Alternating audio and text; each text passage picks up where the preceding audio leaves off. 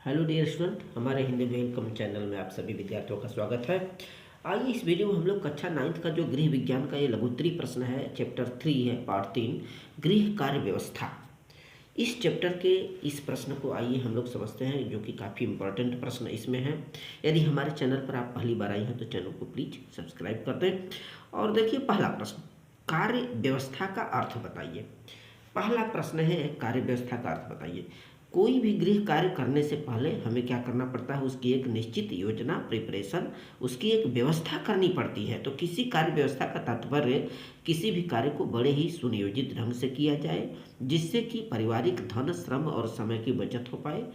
अर्थात हम कह सकते हैं कि कोई भी कार्य करने का एक निश्चित नियमित ढंग ही उसकी कार्य व्यवस्था कहलाती है।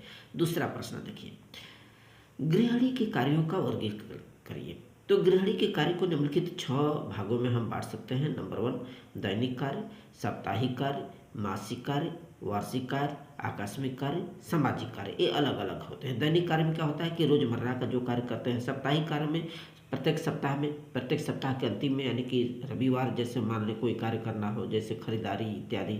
मासिक कार्य यानी कि महीने में एक बार किया जाता है, जैसे कि किराया देना, मकान का किराया देना, या फिर ये मार्केटिंग करना। वार्षिक कार्य वर्ष में एक बार किया जाता है, जैसे साफ सफाई, जैसे 30 त्योहार, दीपावली इत्यादि आने पे हम घरों की सफाई एक बार करते हैं। आकस्मिक कार्य कभी भी हो सकता है, जैसे कोई वृद्ध पड़ जाए, बीमार पड़ जाए तो उसकी इलाज कराना, फिर कोई या तो फिर अचानक मेहमान घर पे आ जाए तो उसकी सेवा सत्कार करना। सामाजिक कार्य जो हमारे आसपास समाज में हम एक दूसरे के साथ करते रहते हैं।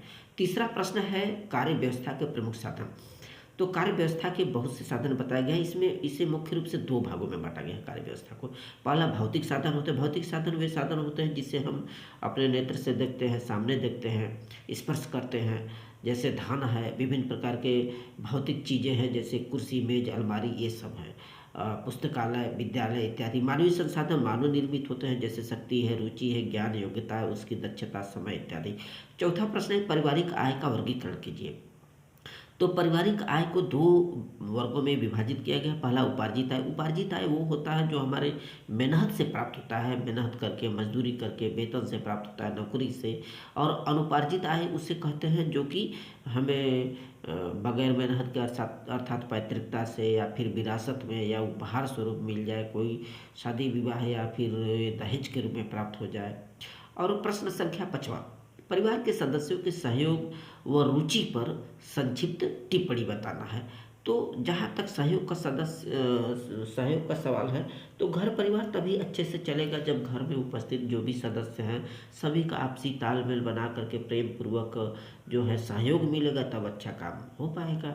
और दूसरा कि कोई भी कार्य हमें सदस्यों के उनके रुचि के हिसाब से बांटना चाहिए। जो कार्य में उसकी लगन है, मेहनत है, वही कार्य दीजिए। कोई घर के सदस्य होते हैं खरीदारी विक्रय का कार्य करते हैं, तो वहीं खरीदारी इत्यादि का कार्य दिया जाए। इस हिसाब से उनकी रुचि पर विशेष फोकस करना चाहिए। प्रश्न 6वां, पारिवारिक आय के साधन। तो पारिवारिक आय के तमाम साधन होते हैं, जैसे वेतन से आने वाले या फिर मजदूरी से प्राप्त होने वाले पैसों से आय बढ़ता है। व्यवसाय, कोई भी व्यवसाय हम अपनाएं, ब्याज में भी प्राप्त होते हैं, उपहार स्वरूप आय प्राप्त होते रहते हैं। पेंशन से होने वाले आमदनी है, किराया के रूप में जो भी हमें रुपये पैसे प्राप्त होते हैं। रॉयल्टी के रूप में, रॉयल्टी क्या होता है, जब कोई भी लेखक अपनी पुस्तक को किसी प्रकाशक को देता है तो उसके फलस्वरूप उसे कुछ धन प्राप्त होते हैं, उसे रॉयल्टी कहते हैं। घरेलू उद्योग धंधे, तमाम हम घरेलू स्तर पर बिजनेस चलाते हैं, धंधे करते हैं, तो उससे भी आय में वृद्धि होती है। प्रश्न 7वां, कुकर का उपयोग बताइए।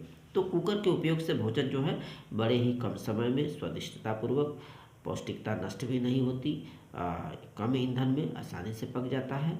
और प्रश्न 8वां है, चूल्हे के उपयोग। गैस चूल्हा। तो गैस चूल्हे से भोजन बनाने में बहुत कम समय लगता है, लकड़ी इत्यादि की व्यवस्था नहीं करनी पड़ती, बर्तन भी काले नहीं पड़ते, तो ये तमाम खतरे या झंझट भी नहीं मोल लेने पड़ते। तो ये गैस चूल्हे के होने वाले लाभ हैं। So very very thanks.